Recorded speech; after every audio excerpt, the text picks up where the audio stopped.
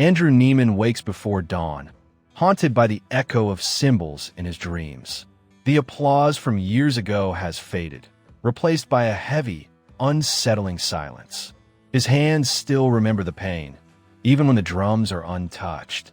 Newspapers once praised him as a prodigy who survived the impossible. Now they call him promising but unstable, a star that burned too fast. Andrew stares at his reflection, wondering if greatness ever truly lasts. Music still owns him, but it no longer comforts him. It demands something darker, something more. Jazz clubs have changed, softer and safer than before. Audiences clap politely, never demanding blood for brilliance. Andrew feels like a ghost drifting through a genre he once ruled. Younger drummers watch him with respect, but not fear. That absence of fear unsettles him more than insults ever did. He misses the pressure that sharpened his soul. Without it, every performance feels incomplete, as if the music itself is holding back. One night, a sealed envelope waits outside his apartment door. Inside is a single card with a familiar name etched in black. Terrence Fletcher is hosting an elite underground jazz program. No school, no rules, no forgiveness. Only one line is written beneath the name. Let's see if you're still great. Andrew's pulse races as anger and excitement collide. He knows this is a mistake and opens the door anyway. The rehearsal hall is smaller, darker, and mercilessly quiet. Fletcher stands exactly where Andrew remembers him. Older, sharper, and somehow more dangerous. Their eyes meet, and neither offers a greeting. Fletcher smiles, not with warmth, but with challenge. He speaks of legacy, of names that survive history. Andrew listens, heart pounding, fist clenched. The war between them has never truly ended. Andrew meets the new musicians, young, hungry, terrified. They whisper about Fletcher like a myth, not a man. Andrew recognizes the fear in their eyes instantly. It mirrors his own past perfectly. Some idolize Andrew as proof survival is possible. Others see him as a warning. Andrew doesn't correct them. He isn't sure which is true anymore. Fletcher begins without warning, slamming his hands together. The tempo is brutal, faster than anything before. Drummers drop out one by one, unable to keep up. Andrew stays locked in, sweat dripping like rain. Fletcher watches him closely, hunting for weakness. The rhythm becomes punishment, not music. Andrew's arms scream, but his timing is flawless. For the first time in years, Fletcher nods. Blisters reopen on Andrew's hands, scars torn wide again. He hides the bleeding, refusing to show vulnerability. Sleep becomes a luxury he no longer earns. Every mistake echoes louder in Fletcher's silence. The old fear crawls back into Andrew's chest. Yet beneath it, something burns brighter. This pain feels familiar, almost necessary, as if greatness demands its due once more. Andrew notices something unsettling about Fletcher. The insults are fewer, but more precise. He no longer screams without reason. Instead, he waits, letting silence destroy confidence. Andrew realizes Fletcher has evolved. Cruelty has been refined into strategy. This isn't the same battle as before. It's colder, smarter, and far deadlier. Fletcher calls Andrew aside after rehearsal. He offers him the lead spot for an international jazz competition. The stage will be watched by legends and critics alike. One performance could redefine Andrew's legacy. But Fletcher adds a condition: total obedience, no questions, no resistance. Andrew hesitates, remembering the cost.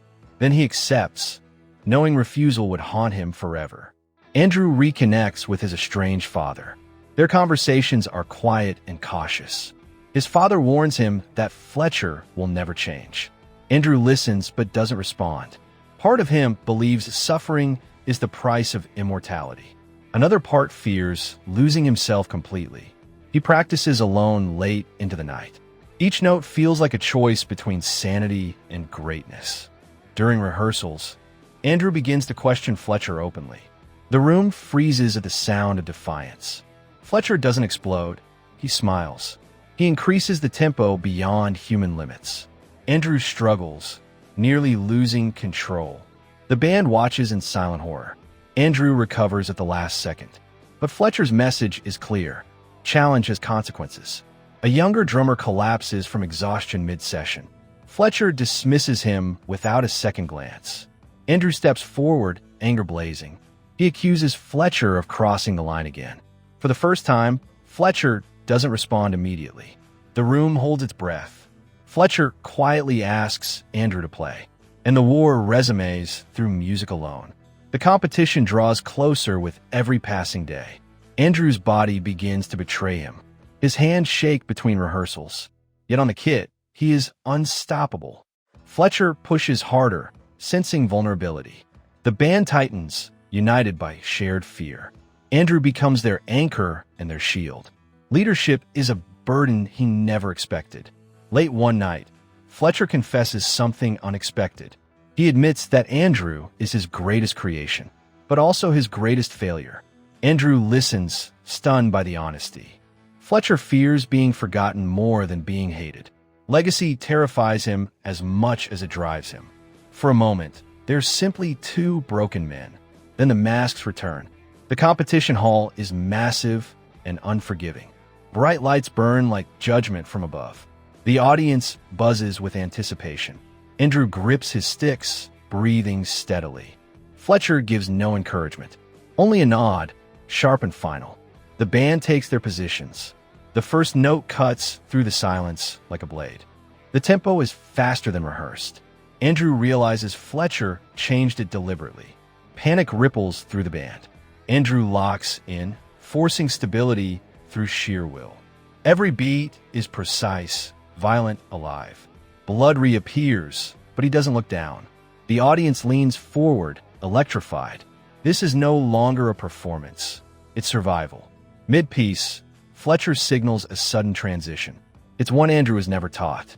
Confusion erupts, musicians falter. Andrew improvises, dragging the band with him. The risk is enormous, unforgivable. Fletcher's eyes widen with something like pride. Andrew realizes Fletcher is testing independence, not obedience. Andrew takes over completely. He drives the rhythm beyond Fletcher's control. The band follows, united and fearless. Fletcher attempts to rein him in. Andrew ignores him entirely. For the first time, the music belongs solely to Andrew. The audience erupts as brilliance unfolds. This is greatness without permission. Andrew launches into a solo unlike anything before.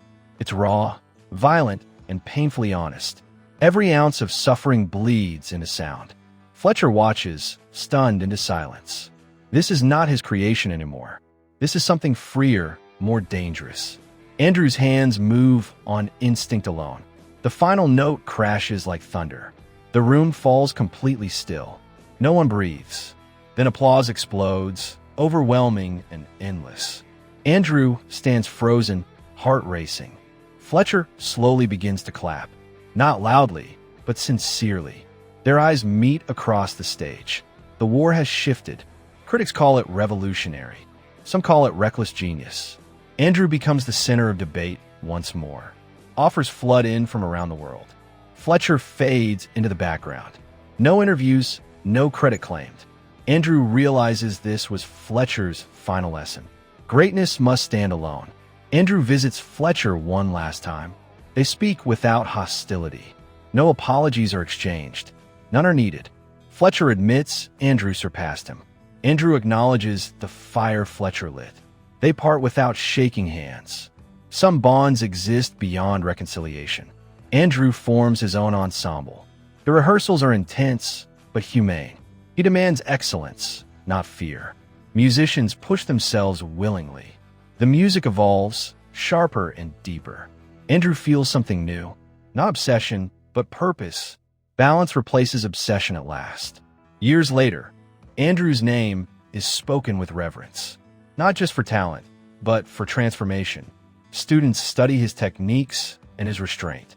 His performances still burn with intensity, but they no longer consume him. He has learned when to stop, when to breathe, when to live. Andrew sits alone in a quiet studio. No audience, no pressure, just drums and silence. He plays softly, deliberately. Each beat is chosen, not demanded. The sound fades naturally. No applause follows. And for the first time, that is enough.